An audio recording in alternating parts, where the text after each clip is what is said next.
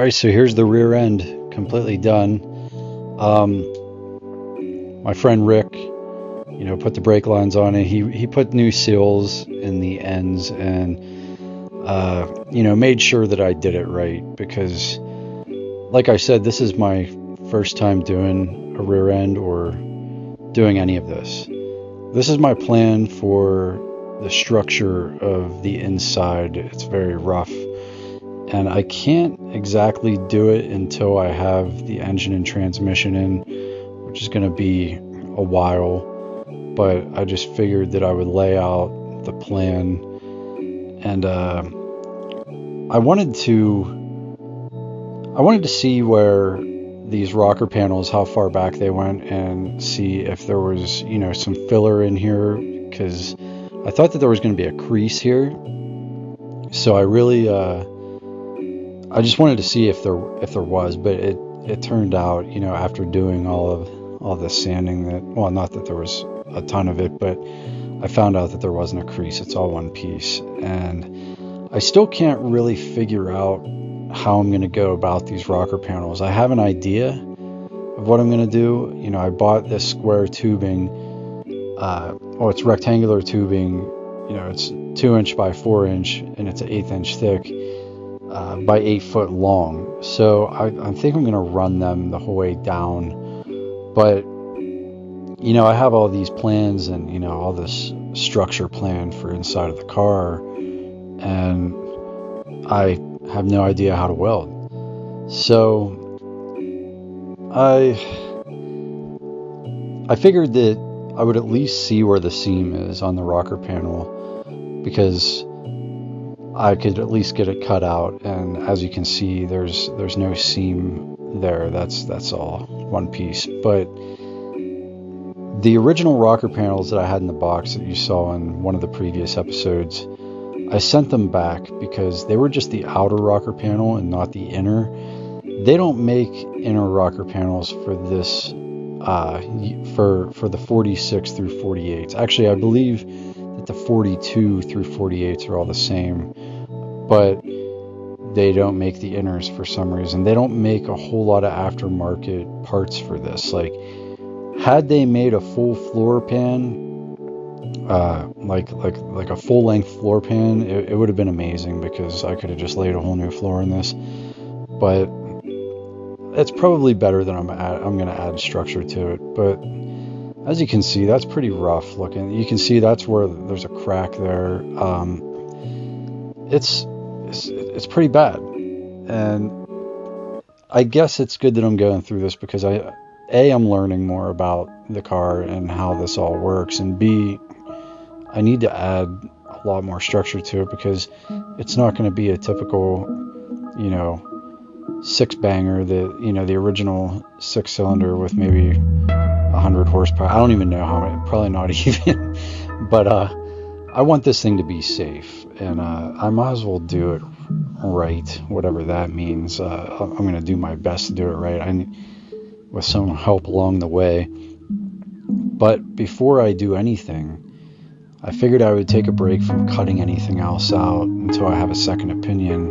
I figured that I would unbox my new Eastwood 140 MIG welder.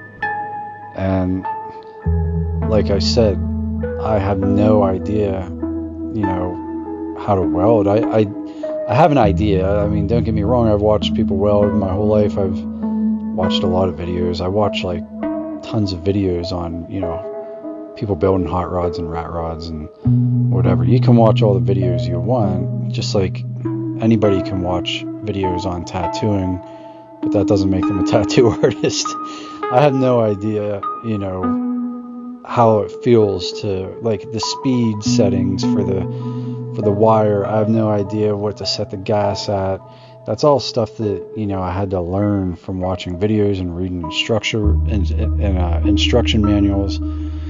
But this welder is super nice. I finally just decided to bite the bullet and buy a brand new welder. And this gas tank, my neighbor is actually letting me borrow it, which I'm going to see if I can just buy it off him. But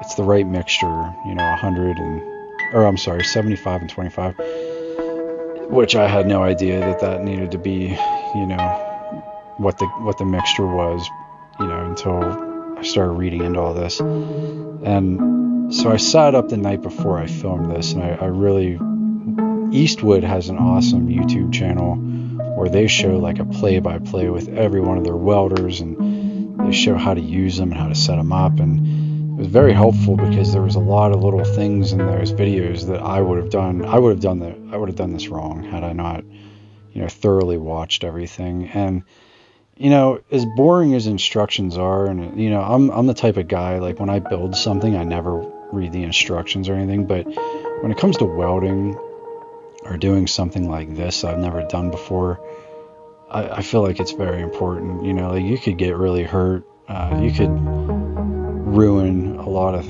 You can make a lot of mistakes that are really costly. So it doesn't hurt to sit through a couple hours of videos and just kind of see what you're going to get yourself into.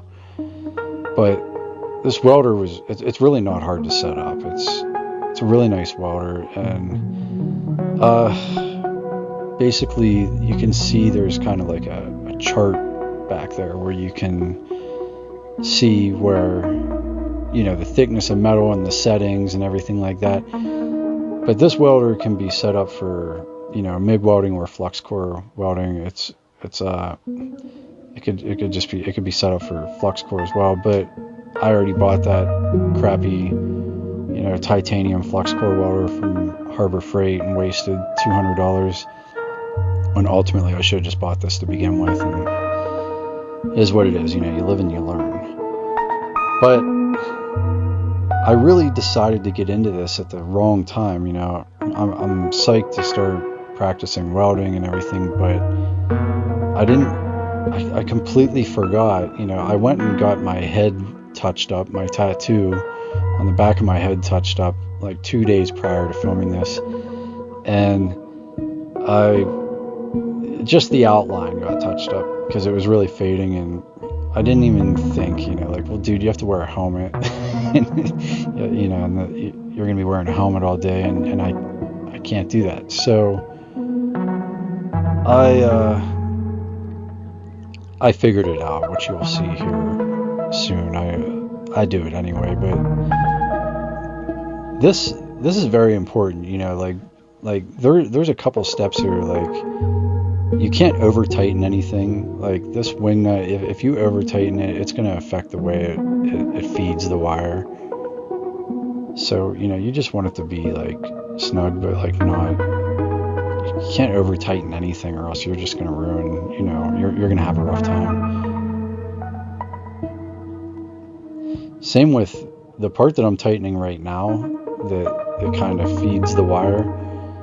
A lot of people over tighten that, and then they have trouble with the way the wire comes out and the way it's welding, and that's a huge mistake as well. I mean, I'm acting like I know what I'm talking about. I'm telling you this because of what I saw on the Eastwood videos. They said that a lot of people will return the welder and be like, I don't know what's wrong in here. It's because they have what I'm tightening right now too tight. So I had to kind of play with it, as you can see, to like make sure it was snug enough to catch it, but you don't want it to be over tightened. Like I said, it really helps to watch the videos. I would have been lost.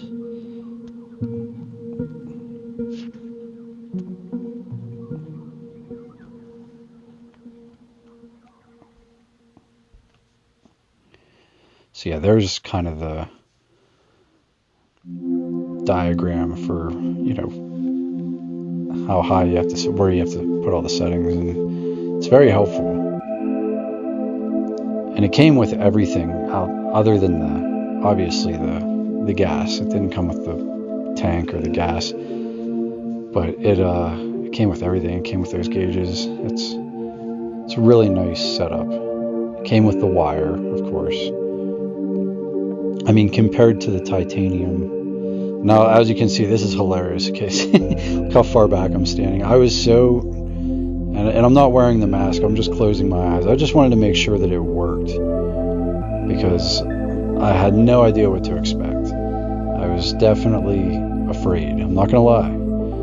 I have no shame in telling you I was nervous. My hands were shaking. I was like, oh, I don't know how this is gonna work. But ultimately, that's the only way I'm gonna get anywhere in this project is if I know how to weld. No one's gonna teach me. I just need to do it.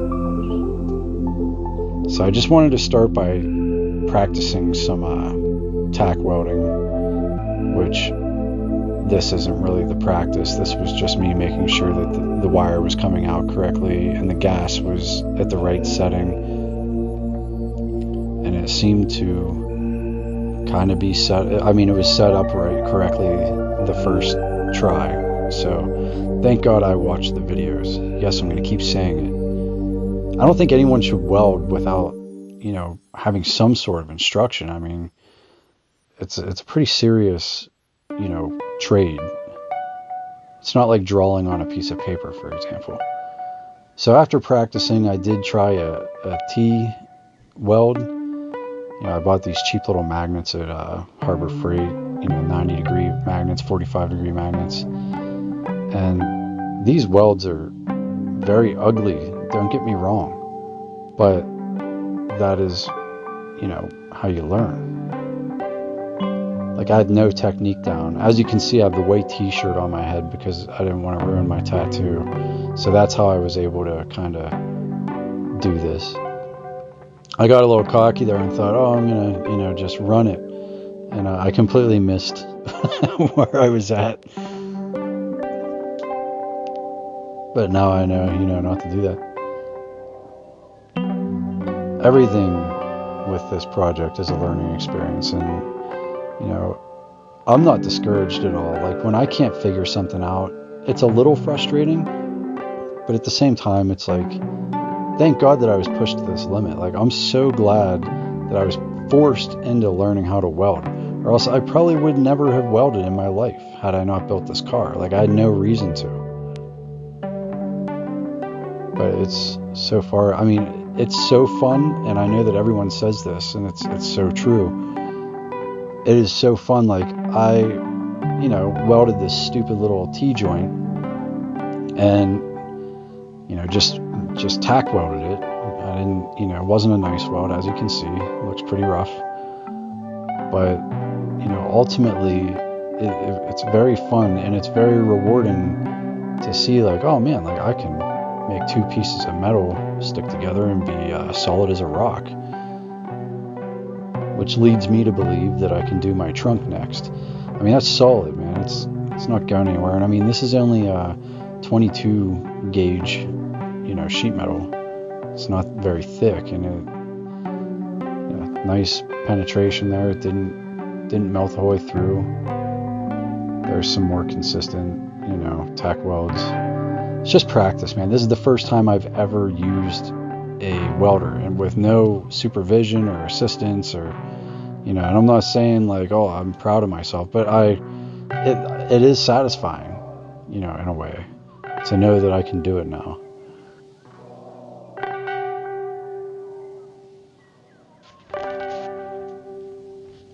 After practicing for about 15 minutes, I decided to go ahead and start preparing the trunk, because I don't know if you remember, but the trunk, I cut out the sheet metal for it and, fit it to, fit in there, but I didn't, it was just self-tapped in there. I threw some self-tappers in there every so often, and it was just a very temporary situation. The trunk had no bracing, as you can see. It's just an open hole. So I grinded down the screw holes and the area around them, and that's where I'm going to tack the holes eventually. But I didn't have any metal, so I found these old like chicken wire posts. I don't know, they probably have a actual name, but they're in my shed back when I used to have some ducks in my yard, so I was never going to use them for anything. So I figured they were 48 inches, and I needed to cut them down a little bit to fit in the trunk. But figured it was an opportunity to, get some use out of them, because the trunk doesn't need to be, too crazy. I just wanted to add a little bit of structure to it because I'm going to be putting the gas tank and the battery back there eventually. And the shape of these, how they're kind of dome shaped, they're actually pretty strong.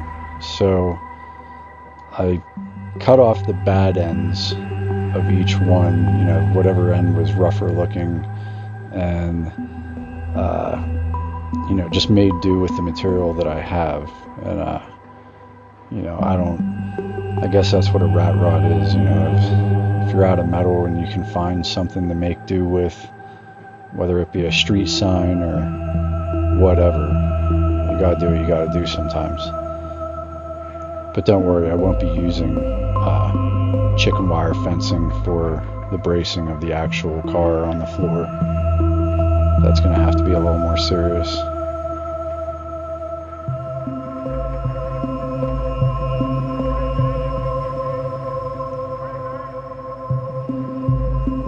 Yeah, these had some really protective thick green paint on them. Obviously, to be able to weld them in there flush, I had to, take some of the paint off.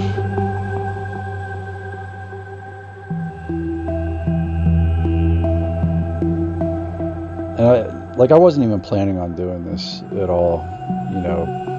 I was actually going to just practice welding a little bit. I wasn't going to do anything structural for the car, but I'm really glad that I did because it ended up being perfect.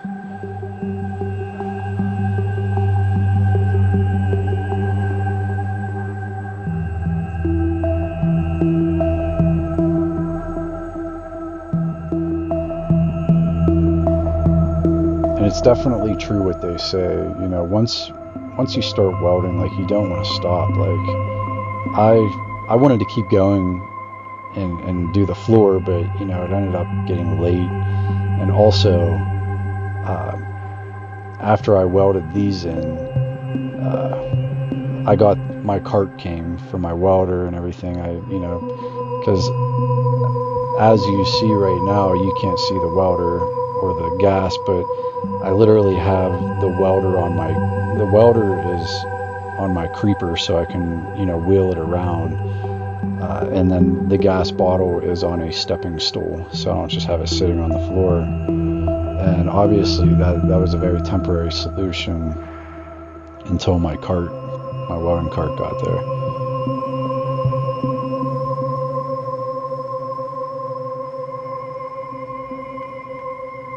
And also I figured, if this didn't work out, if it wasn't, structurally sound as I wanted it to be, I could just cut it back out.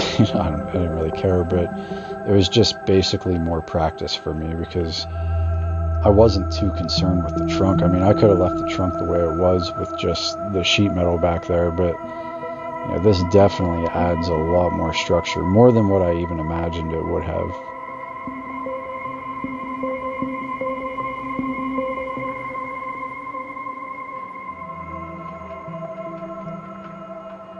And the more I get into this project and the more welding I do, the more I, trust myself, to do more. And, I can't wait to get to the floor and the rocker panels, because that is definitely, that was the part that I was mainly concerned with this car, not dropping the engine in, not the rear end, not any of that stuff. The floor is extremely, seeing how rotted out it was, I was really concerned with it.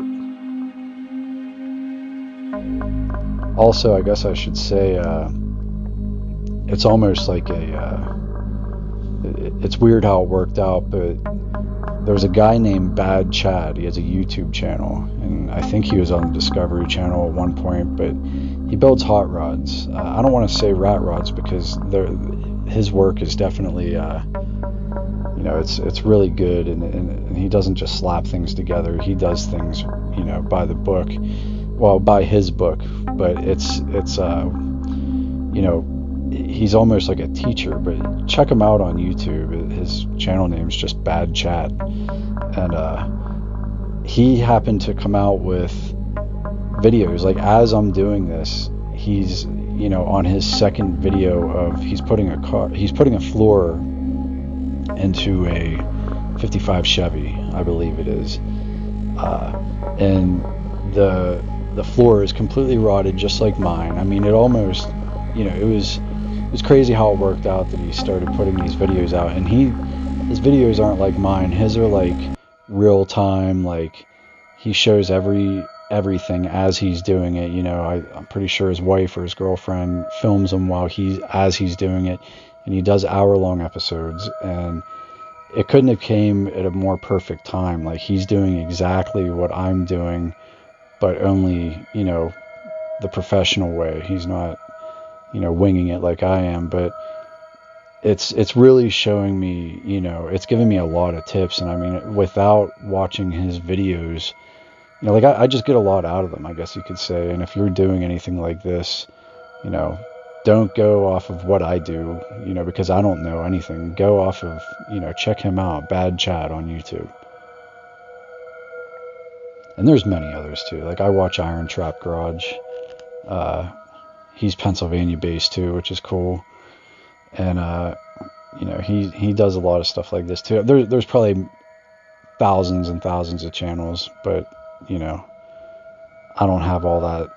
I like to be out in the field. I don't like to watch TV all day. But when I do lay down at night and I get a notification, it's always nice to see someone doing the same thing I am. And I'm just tacking these in here, I mean? Like, they fit in here perfectly and flush, and I'm just tacking them in there, and then I'm going to put the sheet metal on, and I'm still going to self-tap it in, and then I'm going to weld in the old holes that used to have the self-tappers in. I'm going to, tack weld in those holes, so it's welded in and it's self-tapped. And then eventually, I'm not really sure yet what I'm going to do, but I feel like eventually I'm going to put some, doormat or some kind of sound deadening, I have to do something, or else this thing's going to rattle down the road. It's going to be really annoying and obnoxious. I don't want to hear rattling. I just want to hear all motor. So, I mean, see, as you can see, they're just tacked, but that little bit of work, that added a lot of structure, and it's really fun to do as well.